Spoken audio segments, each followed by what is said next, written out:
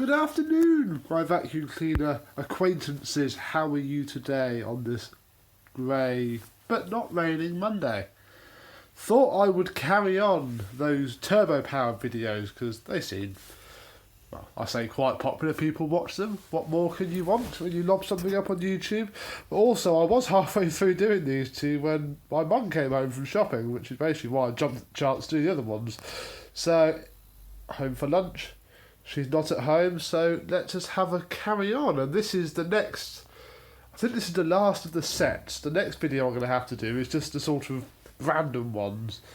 And then that'll be all that's here. Then I've got 4 more at home, which I really need to refurbish and bring over. And then I can get them all in one place. So here we have 2 U1222's.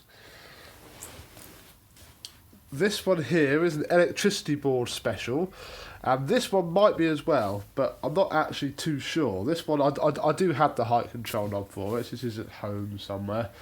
But yeah, this one came from eBay a couple of years ago. It was about 20 quid. Got damaged in the post though, which I'll elaborate on that more. This one was a £5 from a car boot sale over in Taplow, Berkshire. Very nice find that was, and here they are. So we'll start with the older one first. Bring it into the light a bit more, lay her down, and we can see that this is a U1222 from February 1986 in Cotswold beige and brown. As you can see, unfortunately, a couple of years ago, a little mouse decided to have a nibble at the bag, which is a big shame because it's basically, it's not scrapped the machine, it certainly ruined the bag. The bag wasn't mint anyway. Obviously that was faded when I got it, but there's no chance of getting another bag for it in this chocolate brown colour, so I'm not going to waste my time on it. It works. Cord hook hasn't got a spring either. I had to glue it quite heavily in places. There's a little bit there. I think there were some other bits as well somewhere. But the big issue was that when the seller posted it, even though I told him, I implored him, I begged him, please wrap the fecking wheels up, he didn't. And as I'm sure anybody who collects Turbopower ones will know, the wheels are made of biscuit and unobtainium. You cannot get these anywhere short of from a scrap machine, and you certainly can't get them, I don't think, in brown anymore.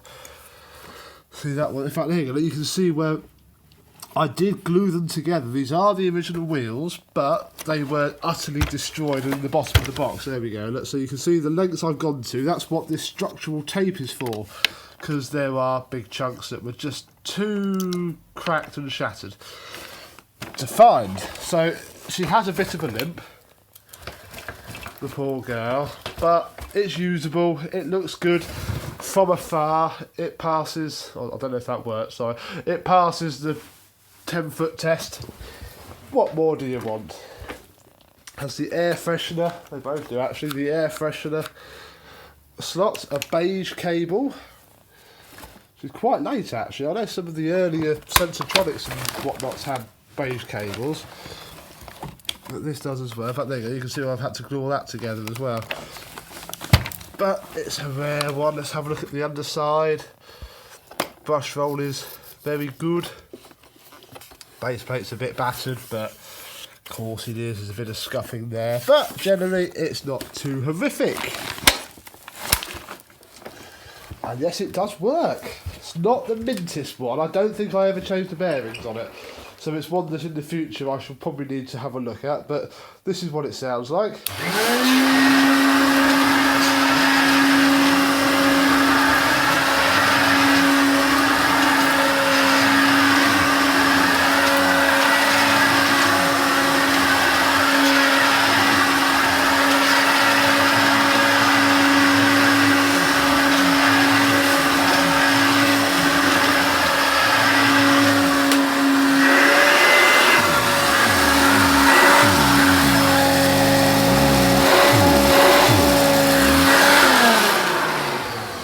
As you can see, it still works very well indeed. New bearings on the motor will sort that one out a treat.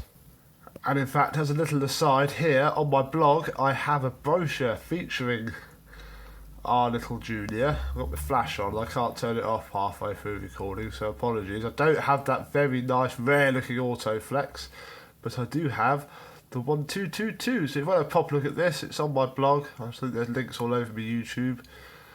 Oh no, it's not. That's a 1102. This is a 1222. Oh, well, that was pointless me digging all this out then. It's in a different colour. Look at that. Well, let's ignore this little foray into a brochure that means absolutely sod all and carry on with the video. Because the next thing to show you is this. It's another U1222. As I said earlier, don't know why I repeated myself there. If I knock it back without smashing the spine, there we go. U1222 from December 1987. 3 months older than me. Now, this is very cobwebby. Been more at the back of the loft.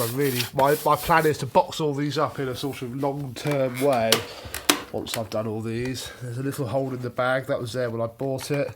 However, the cord hook works fine because I picked it up in the car. The wheels aren't smashed. Brush roll is very nice on this one.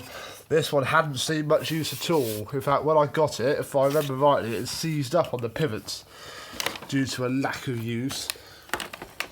So that was very good to see. I think it's been repaired because that looks like fishing line, but I've not messed around with it. I've left it be. And this one does sound a lot better than that one.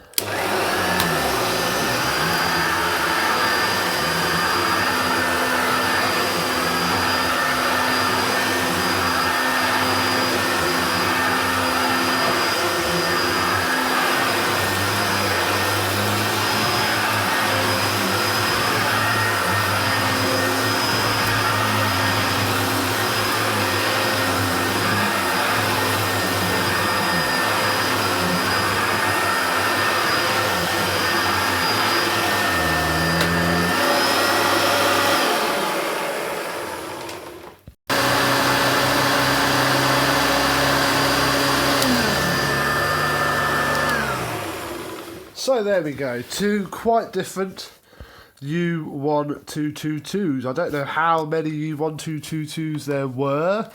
No Hoover, possibly a fair few. I only have these 2, but how lovely they are. In fact, another thing I've noticed is that this one says Junior on it, and this one says Turbopower. And as Roger Lang very... Well, I don't know if he's right, I'll be honest. I presume he is. I never have any reason to doubt the man. These weren't made in Perivale. They were made in... Well, now I can't remember if it was Wales or Scotland. They're not Perivale machines anyway. So, Welsh or Scottish? Who knows? Who cares? Here they are. And there they were. Thank you very much for watching. I'm sure I shall find something to take a video of very shortly indeed. Well, I put these back up in the loft, in fact. So thank you for watching. Have a good day, and bye.